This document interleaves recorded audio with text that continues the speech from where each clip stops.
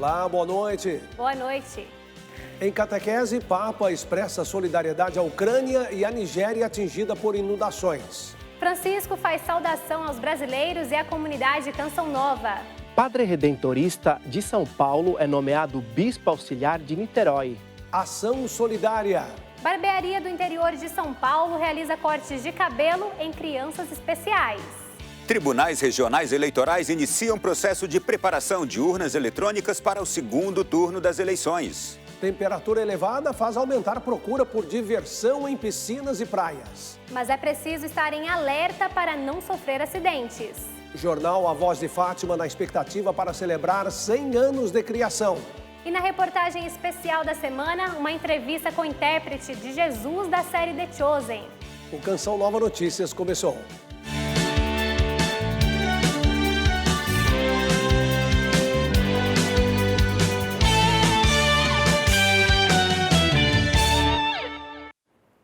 Na catequese de hoje, o Papa Francisco rezou pelo povo ucraniano que sofre com a guerra e falou dos requisitos para um bom discernimento.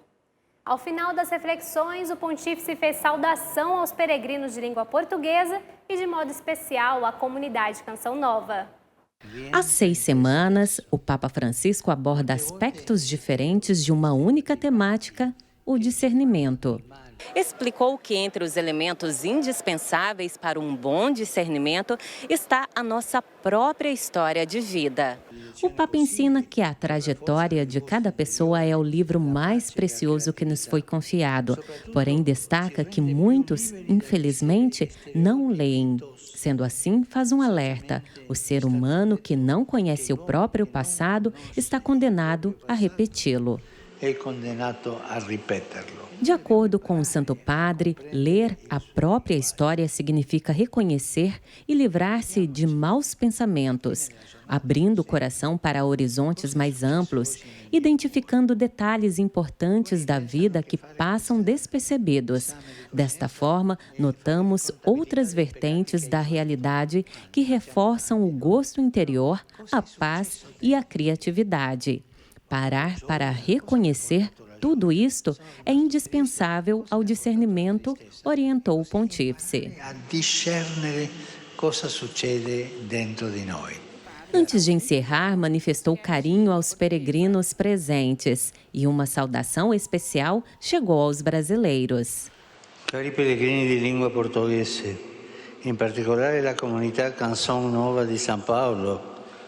Queridos peregrinos de língua portuguesa, comunidade Canção Nova de São Paulo, sejam bem-vindos. De coração vos saúdo, confiando ao bom Deus a vossa vida e a dos vossos familiares. Então foi um motivo de grande alegria, de júbilo para nós, todos nós exultamos e nos sentimos assim recordados, vistos pelo Santo Padre e ao mesmo tempo também pela Igreja.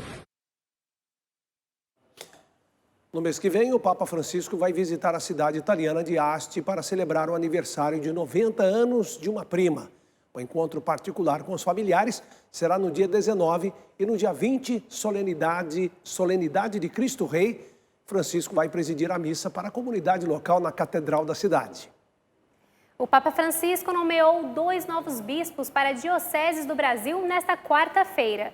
Um dos novos bispos é o Monsenhor Otair Nicoletti, atual vigário-geral e reitor do Seminário da Diocese de Dourados, no Mato Grosso do Sul. Vai ser o novo bispo da Diocese de Coxim, também no Mato Grosso do Sul. A outra nomeação feita pelo Papa Francisco é do novo bispo auxiliar para a Arquidiocese de Niterói. Nós vamos chamar então Sidney Fernandes em São Paulo, que tem os detalhes dessa mudança no episcopado brasileiro.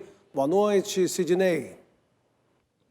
Pois é, o novo bispo da Arquidiocese de Niterói atualmente é pároco aqui em São Paulo. Boa noite a você e a todos que nos acompanham.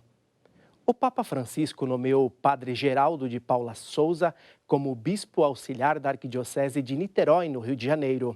O missionário redentorista conversou com nossa equipe. Atualmente, Padre Geraldo de Paula Souza, missionário redentorista, é pároco aqui da paróquia Nossa Senhora do Perpétuo Socorro, na zona oeste de São Paulo, e foi nomeado como bispo auxiliar de Niterói, no Rio de Janeiro. Padre, como o senhor acolheu essa nomeação feita pelo Papa? Nós acolhemos essa nomeação do Papa num espírito de muita humildade, de quem está a caminho com Jesus Cristo, no serviço da construção do reino de Deus, nesse espírito de irmão que caminha junto um com o outro e com a outra e procura ajudar, né, naquilo que a gente pode, ajudando a animar a fé, orientando naquilo que é necessário a partir da palavra de Deus e procurando ser um instrumento da paz, do amor de Deus junto às pessoas. Muito obrigada, padre. Parabéns pela nomeação. De São Paulo, Aline Mércio, para o Canção Nova Notícias. Obrigado, Aline, e boa missão ao Monsenhor Geraldo. Os documentos para o processo de beatificação do servo de Deus, padre André Bortolameotti, que pertenceu à congregação Jesus Sacerdote, já estão no Vaticano. A reportagem é de Aline Mércio e Rafael Tedesco. Em dezembro de 1919, nasce em Vigolo, na Itália, a mesma cidade natal de Madre Paulina, Andrea Bortolameotti. Com 12 anos, André, como ficou conhecido pelos brasileiros mais tarde, ingressa no seminário e logo vai para a congregação Jesus Sacerdote. Aos 45 anos, desembarca em São Paulo e pouco depois volta à Itália para estudos. Quando retorna ao Brasil, já se instala na cidade de Barretos, em São Paulo. Padre André, desde que chegou em Barretos, se preocupou muito com o cuidado dos padres, porque esse é o nosso carisma, mas também com o povo em geral de toda a comunidade, principalmente com os mais empobrecidos e com os carcerados. Padre André ia na cadeia pública de Barretos frequentemente para visitar os presos, celebrar missa com eles e encorajá-los a mudar a sua situação. O trabalho de padre André Bortolameotti em Barretos foi muito significativo.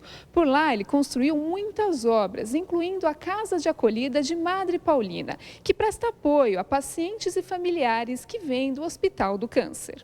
Em 2010, padre André faleceu aos 91 anos. Em 2015, o bispo de Barretos, Dom Milton Kenan Júnior, admirado com a devoção que fiéis e religiosos tinham com o padre, pediu a abertura do seu processo de beatificação, que se iniciou no ano seguinte, com a reunião de documentos e exumação do corpo do religioso. Foram mais de 4.000 páginas de documentos que resumiram, por assim dizer, o trabalho, a pastoral, as atitudes do padre André. Em setembro deste ano, os documentos foram entregues à causa dos santos no Vaticano. Junto com eles, é preciso que chegue um milagre comprovado para a beatificação. Todo mundo que conhecia padre André, ainda em vida, dizia: este verdadeiramente é um homem santo. Alguns até reparavam que padre André sempre tinha os seus joelhos sujos. A calça limpa, só os joelhos sujos, porque padre André ajoelhava-se muito para rezar. Daqui a pouco eu volto para mostrar a segunda reportagem especial da série de TV The Chosen. Até já. Até já, Sidney, obrigado. Em São Paulo, um helicóptero caiu no final da manhã de hoje em um parque na zona sul da capital. O piloto, que sofreu traumatismo craniano, e o mecânico da aeronave com fratura nas pernas foram levados para o Hospital das Clínicas. De acordo com a Infraero, a aeronave decolou às 10h46 da manhã do aeroporto de Congonhas, próximo ao local do acidente. Os tribunais regionais eleitorais de todo o país se preparam para o segundo turno das eleições. Nós vamos chamar Ronaldo da Silva em Brasília, que tem mais informações sobre os preparativos dessas urnas eletrônicas. Boa noite, Ronaldo. Olá, muito boa noite para você também. Boa noite para tanta gente que nos acompanha agora Brasil afora. E é exatamente isto. No dia 30 de outubro, os eleitores vão votar para presidente em todo o Brasil. E em 12 estados, também para governador. Hoje, o Tribunal Regional Eleitoral do Distrito Federal deu início ao processo de preparação dos quase 7.000 equipamentos que serão utilizados. O procedimento é parecido com o do primeiro turno. Servidores do tribunal conferem a carga das baterias, os papéis das impressoras e inserem dados dos candidatos e dos eleitores. Antes do dia da votação, as urnas ainda passam por pelo menos mais 3 processos de checagem. No primeiro turno, pouco mais de 3.200 urnas foram substituídas. O número representa menos de 1% do total. O presidente do Tribunal Regional Eleitoral do Distrito Federal avaliou de forma positiva o primeiro turno. Podemos dizer que saiu tudo bem. O pleito foi realizado com sucesso, algumas ocorrências normais, e agora estamos preparando o segundo turno. Para o segundo turno, o Supremo Tribunal Federal decidiu que prefeituras e concessionárias podem oferecer o transporte gratuito aos eleitores no dia da votação. Com a decisão do ministro Luiz Roberto Barroso, a prática não será considerada crime eleitoral. O oferecimento do serviço fica a cargo dos gestores locais. Essa medida não fere de modo algum a legislação eleitoral, uma vez que ela se dará de modo impessoal e universal. Não serão apenas eleitores de determinado candidato que terão a gratuidade do transporte, mas todos os eleitores de uma determinada malha urbana. Quem não votou no primeiro turno, mas está com título regular, pode votar no segundo. A abstenção na primeira etapa das eleições foi superior a 30 milhões de pessoas. No exterior, dos mais de 600 mil eleitores cadastrados, metade não compareceu. Para reduzir os custos da eleição em outros países, o TRE do Distrito Federal estuda a adoção de votação pela internet nas próximas eleições. Votando pela internet seria muito mais fácil. Ele votaria pelo celular, de qualquer lugar do planeta Terra.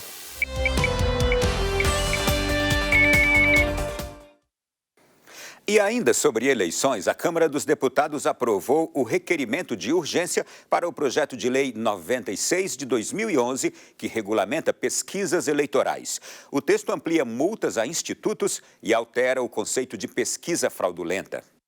Aprovado com 295 votos a favor e 120 contra, o projeto é do deputado Rubens Bueno, do Cidadania, e já tem 11 anos. A medida pune o Instituto que divulgar 15 dias antes das eleições números eleitorais fora da margem de erro declarada em relação aos resultados oficiais nas urnas. Vão responder pelo crime o estatístico responsável pela pesquisa, o responsável legal do Instituto e o representante legal da empresa que contratou a pesquisa.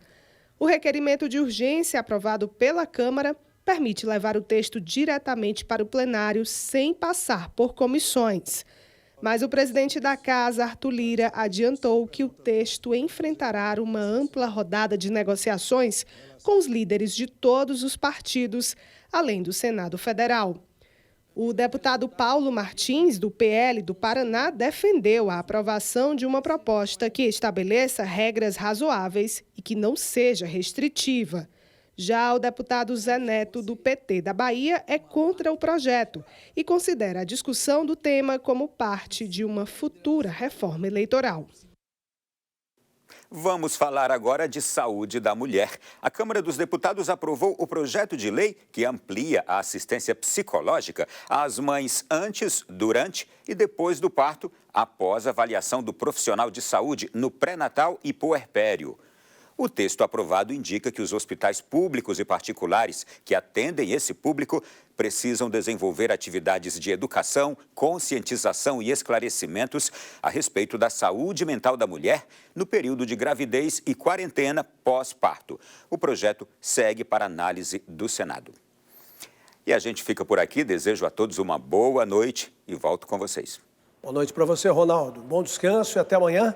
Nós vamos conhecer agora uma barbearia no interior de São Paulo que realiza gratuitamente o corte de cabelo de crianças especiais. Somada ao serviço de excelência e um visual inovador, a barbearia está entre as melhores do país. Cortar o cabelo nunca foi tarefa fácil para o Miguel, até encontrar esse cara aí, o Thales, barbeiro e agora amigão. Para o autista, as coisas mais simples, como cortar cabelo, escovar os dentes, cortar as unhas, é como se estivesse arrancando realmente um pedaço deles. Então, é uma dor física para eles. Quando ele chegou, sentou na cadeira, eu vi que ele era assim, tipo... A gente se conectava, né? A gente brincava, dava risada e... Eu pegava as maquininhas, tesouro, tentava mostrar para ele, né? O que ia fazer, que eu não ia na verdade, ia passar uma segurança para ele, que não ia machucar ele. Eu sempre estava falando, o tio Thales é seu amigo. O tio amigo não machuca ninguém. O mercado mundial de beleza deve arrecadar cerca de 79 bilhões de dólares até 2023. O Brasil é o segundo maior do mundo, com mais de 500 estabelecimentos. Agora imagina concorrer com centenas de barbearias e ser classificada como a segunda melhor do país? Não caiu a ficha ainda. Eu não conversei com os meninos, a gente é tão recente, a gente não ganhou o prêmio, mas a gente está se sentindo premiado de estar passando por tudo isso, cara. É uma coisa assim, não tem palavra para descrever tudo que está acontecendo na nossa vida, de tão bom Deus está sendo. E como retribuir esse carinho? Iris encontrou nas redes sociais uma forma de incentivar outras famílias a participarem do projeto. Para mim aquilo foi super emocionante. Cheguei em casa assim, sem acreditar, saí daqui de boca aberta. Eu postei, várias pessoas compartilharam, comentaram, e isso para mim foi a forma que eu consegui de agradecer para eles por todo o carinho, por todo o atendimento que foi excelente, né? Não teve diferença nenhuma de um outro atendimento. A gente nunca postou, a gente nunca usou isso como marketing, como status. E ela fez aquilo, tocou a gente, me emocionou. Na mesma hora eu mandei no grupo dos barbeiros, todo mundo ficou emocionado e a gente resolveu postar. Mas não por marketing, mas por agradecimento por tudo. E depois daquilo começou a aparecer muitas crianças. Hoje, antes era 1, 2 por semana. Hoje todo dia tem uma criança especial para a gente atender. Por aqui, cortar o cabelo é mais do que uma profissão. É a realização dos planos de Deus. Acolher é a forma mais pura de retribuir e agradecer por todo o sucesso. A barbearia mudou não só a minha vida, como a vida de todos os integrantes aqui dentro. Então, o mínimo que a gente poderia fazer para agradecer é retribuir dando carinho para quem precisa. Inclusão, generosidade, partilha e sorrisos. Nem mesmo o Oscar da beleza é capaz de trazer tamanha recompensa. Uma sensação de paz, sabe? Uma sensação de paz, que é um meio de agradecimento de tudo que a gente passou, né? Vem passando. E tá. Não tem palavra, não tem preço disso. Duas realidades bem diferentes e muito difíceis no continente africano. No Quênia, a seca assola o país. Na Nigéria, as inundações provocaram centenas de mortes. É a pior inundação registrada na Nigéria em pelo menos uma década. Eu nunca vi nada assim. Talvez tenha algo a ver com as mudanças climáticas. A enchente já provocou a morte de pelo menos 600 nigerianos. Só no sul de Bayelsa, 700 mil moradores foram retirados de casa. O governo do estado estima que 300 comunidades ficaram submersas. Sem estradas, a população sofre com a falta de necessidades básicas, como alimento e lugar para ficar. Se chove demais na Nigéria, no Quênia, o drama é a falta de chuva. O gado não tem forças nem para ficar de pé. A seca é severa e a pecuária, principal fonte de alimento e renda dessa região do mundo, não oferece alternativa. Os preços da farinha de milho e da gasolina dispararam, enquanto o preço do gado caiu seriamente. Estamos sem perspectivas. Não há mais nada a fazer. Além do Quênia, Etiópia e Somália também enfrentam a pior seca em 40 anos. Com a perda do gado e da colheita no campo, a fome nesta região do mundo tende a ser ainda maior. A maioria dessas vacas perdeu os bezerros para a seca. Às vezes conseguimos salvar algumas, dando feno como alimento, mas a maioria acaba morrendo. O drama dos quenianos já acontece há 4 estações consecutivas, todas sem chuvas. Dura realidade dessas populações, hein? Aqui no Brasil, aumenta a chance de chuva forte em áreas do Centro-Sul. Queremos saber, então, como vai ficar o tempo amanhã pelo país, Yara. Olha, Reinaldo, a circulação dos fortes ventos e a formação de um sistema de baixa pressão colaboram para o aumento das ocorrências de temporais por essas áreas do norte ao sul do país, de forma mais intensa em Santa Catarina, Paraná e sul do Mato Grosso do Sul. No Mato Grosso do Sul pode chover 44 milímetros de acumulados de chuva, o equivalente a um pouco mais de 2 galões de 20 litros de água.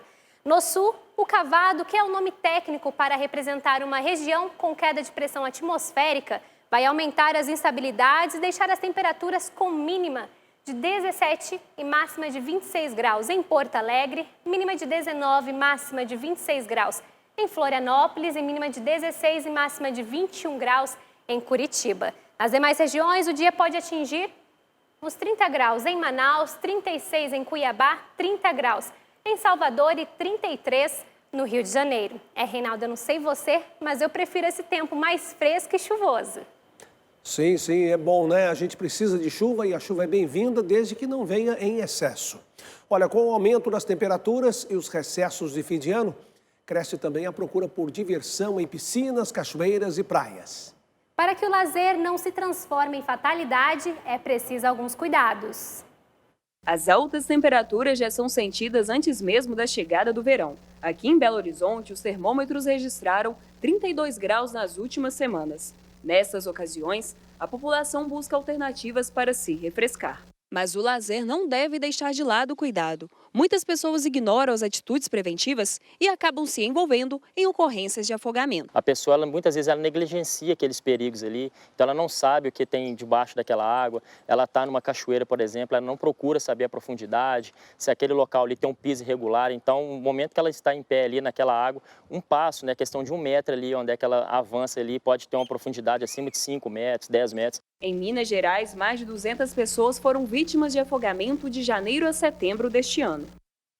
Segundo dados da Sociedade Brasileira de Salvamento Aquático, mais de 5.000 brasileiros morreram afogados. 45% das mortes acontecem antes dos 29 anos. A prevenção é a ferramenta mais eficaz na luta contra este tipo de ocorrência. A principal dica é conhecer bem o local em que for nadar. Saber se naquele local é um local profundo, se tem presença de galhos, de linha de pesca. Saber, por exemplo, na piscina, por mais que a piscina é um local com um ambiente um pouco mais controlado, ela oferece o risco também. Tem a questão dos ralos ali que pode acabar sugando, né? Fazendo a sucção ali do cabelo de uma criança, por exemplo, ela acabar não conseguindo sair daquele ambiente e acabar se afogando. Em situações de afogamentos, a pessoa não deve entrar na água sem estar devidamente habilitada. Alguns recursos próximos ao local podem ser utilizados para tentar o resgate. Utilizar um pedaço de galho de árvore, um cabo de vassoura, corda, ela pode pegar uma roupa, emendar na outra ali e jogar para a pessoa para ela alcançar e você puxar. Você pode utilizar também um step de carro, que ele boia, né? Então você pode jogar aquele item ali, a pessoa vai agarrar aquele item. Então tem vários tipos de mecanismos que a gente pode utilizar sem precisar entrar na água e não tornar uma nova vítima. Vimos na reportagem que é importante conhecer bem o local em que for nadar. Em Sergipe, tem a Praia dos Artistas, muito frequentada por banhistas. Só que um lugar esconde perigos, que são os valões que se abrem a poucos metros da margem. E quem não conhece o lugar, corre o risco de se afogar. O lugar, sem dúvida, é convidativo para uma caminhada na areia, relaxar nas cadeiras dos quiosques. O Augusto gosta de pescar aqui e sempre traz o filho. Mas na hora de entrar no mar, o pai conhece os perigos e se mantém por perto. A gente tem todo o cuidado, a gente não pode deixar realmente a criança à vontade, senão o pior acontece, é certeza. Essa praia aqui realmente é barra pesada. O problema da Praia dos Artistas aqui em Aracaju é afogamento. Existe um perigo constante aqui, não é à toa que existem várias bandeiras do Corpo de Bombeiros alertando para esse perigo. Muitas pessoas chegam aqui sem conhecer, entram de qualquer jeito, mar adentro e acabam se afogando. Muitas vezes quando a gente vai abordar a pessoa é de fora, não conhece, vê um lugar calmo desse, se aventura, entra no buraco. Aí tem um afogamento e aí posteriormente vem o afogamento. Quer dizer que se a pessoa ficar calma, ela consegue sair de uma situação dessa de perigo? Isso. O difícil é ficar calmo, mas se a pessoa tiver autocontrole, a posição de boiar, barriga para cima e deixar que a maré vá jogando ela para fora, em sentido da praia. Esta praia está localizada no encontro do Rio Sergipe com o oceano. Por isso, o Corpo de Bombeiros está sempre por aqui monitorando os banhistas. Esta praia foi considerada a 4ª mais perigosa do Brasil, de acordo com o levantamento feito pelos grupamentos marítimos dos bombeiros de todo o país. Por este motivo, todo cuidado é pouco. Devido aqui a gente ter o encontro do Rio Sergipe com o mar, então aqui a gente tem uma correnteza muito forte próximo à correnteza e um canal por onde essa correnteza passa. Então, sempre ela tanto de maré de vazante ou de enchente, sempre vai ter essa correnteza que pode arrastar o banhista. Quando a maré está baixa, andou menos de 2 metros, você já cai dentro do canal, que é um buraco muito fundo de aproximadamente 6 metros, com a correnteza muito forte. De volta e para falar de comunicação religiosa, porque por meio das lentes e da palavra estão os diferentes olhares sobre Fátima em Portugal. Nossa equipe mostra a presença dos meios de comunicação no chamado Altar do Mundo. O fenômeno Fátima é reportado pelos meios de comunicação, a começar pelo próprio santuário com seu jornal A Voz da Fátima, além de outras plataformas. Os médias são necessários para amplificar a voz da Fátima, que é uma espécie de círculo virtuoso, que é, por um lado, Fátima dizer-se através de meios próprios, mas, por outro lado, acolher os meios de comunicação social como forma de ampliação da difusão da mensagem. A vida do santuário é uma constante nas páginas dos diversos impressos e sites e nas emissoras de TV e rádio. Temos aqui órgãos de comunicação social de inspiração cristã, como a Canção Nova, que é a nossa parceira durante todo o ano, mas também temos órgãos de comunicação social que só nos visitam nestes momentos-chave. E temos as grandes agências internacionais, o que é um privilégio para Fátima, também, através delas, fazer chegar a sua mensagem mais longe. Sem dúvida, a mensagem de Fátima tornou-se elemento integrante da história e cultura da sociedade portuguesa, desde o início do século XX. Revela também que o fenómeno de Fátima e a instituição que acaba por gerir e administrar o próprio fenómeno, enquanto fenómeno sociológico e comunicacional, tem a noção do que representa Fátima para o país e para o mundo. Através das lentes e da palavra, diferentes olhares sobre Fátima. Mas algo muito importante é esperado dos jornalistas. Que digam a verdade sobre Fátima, que falem com o coração, porque foi isso que Nossa Senhora pediu, que nos centremos no nosso coração e que sigamos o nosso coração sempre centrado em Deus. Seja pela imprensa ou peregrinos, a mensagem de Fátima é capaz de reunir experiências, seja pelas manifestações de fé ou visão de jornalistas e cientistas sobre os impactos dessa mensagem. Haja também disponibilidade, sem preconceito, para se entender este fenómeno como ele verdadeiramente é, para além do fenómeno religioso, é um fenómeno social transversal. Amanhã, a Canção Nova dá início ao acampamento de oração, cura e libertação. O evento acontece na sede da comunidade em Cachoeira Paulista, interior de São Paulo. Quem tem as informações é o repórter Jean César. O acampamento terá início amanhã de manhã, após o programa Sorrindo para a Vida e o Canção Nova Notícias, edição da manhã. O tema foi retirado da passagem do livro de João, Eu vou, mas voltarei a vós. O encontro de oração propõe mostrar a necessidade de estarmos preparados para a volta de Jesus.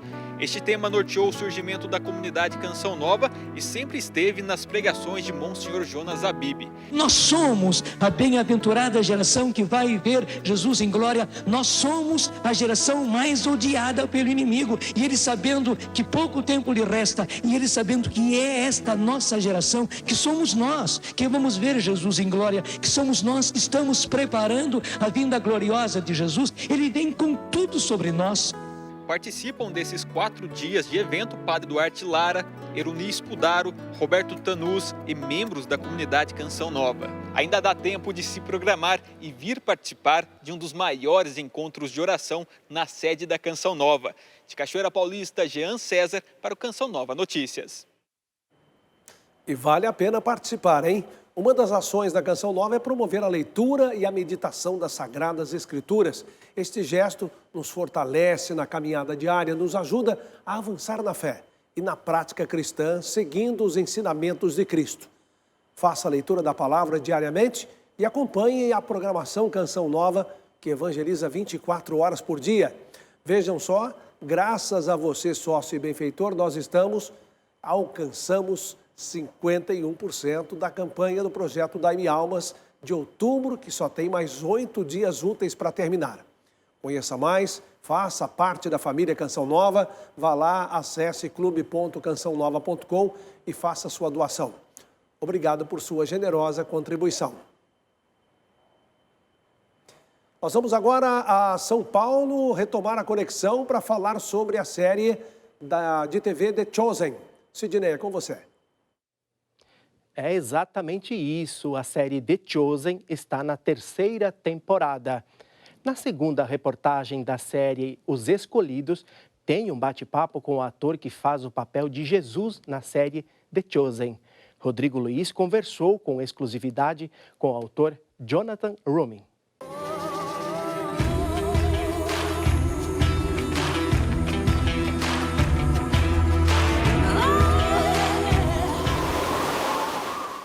A série evidencia a relação dos primeiros seguidores com o homem que mudou a história da humanidade. Nas últimas décadas, a indústria do entretenimento tem retratado o Filho de Deus em diversos filmes e séries. Tarefa desafiadora para alguns dos maiores talentos. A verdade é que incorporar Jesus Cristo não é tarefa fácil nem para alguns dos maiores astros hollywoodianos. Em 1897, Jordan Willcock participou do primeiro filme, fazendo o Filho de Deus. Em 1964, Henrique Irazoki fez Jesus em O Evangelho segundo São Mateus. Robert Powell foi o destaque em Jesus de Nazaré, em 1977. E Brian Deacon em Jesus, em 1979. Em 90, Christian Bale atuou como Jesus em Maria, em Nome da Fé. Em 2004, coube a Jim Caviezel o papel no filme A Paixão de Cristo. Em 2016, o brasileiro Rodrigo Santoro vive Jesus no remake de Ben-Hur. Na série The Chosen, o papel do Cristo ficou a cargo de Jonathan Roumie. O americano, natural de Nova York, tem 48 anos. E na vida pessoal de Jonathan Roumie, que é católico praticante, um dos momentos mais especiais foi justamente o encontro com o Papa Francisco. O Papa Francisco foi muito atencioso, carinhoso e engraçado. Estou muito agradecido pela oportunidade de passar esse tempo com o líder da Igreja Católica. Foi uma honra para mim. Eu estava muito animado. Jonathan, as pessoas gostam sempre quando você conta da sua relação com Deus, do Jonathan com Deus. Como você se prepara para atuar como Jesus? Quando estou atuando como Jesus na série The Chosen, minha preparação começa com orações. Peço a Deus para me permitir sair de mim mesmo e abrir um canal para que Deus use do jeito que Ele precisa de mim dentro da série. Olhando para o futuro próximo, o que o público pode esperar agora da terceira temporada de The Chosen? Season 3 is going to be A terceira temporada será épica. A cinematografia está em níveis elevados e de formas tão diferentes. Eu gosto de dizer que vai reavivar a fé de todos que assistirem. Poderia deixar uma mensagem para o público brasileiro? Nós amamos o Brasil. Eu confesso que estou muito ansioso para um dia conhecer o Brasil. Quando a oportunidade aparecer, eu certamente irei. Então amaria conhecer todos os fãs da série lá. Eu sei que temos muitos e somos imensamente gratos com esse reconhecimento. We're so grateful for that.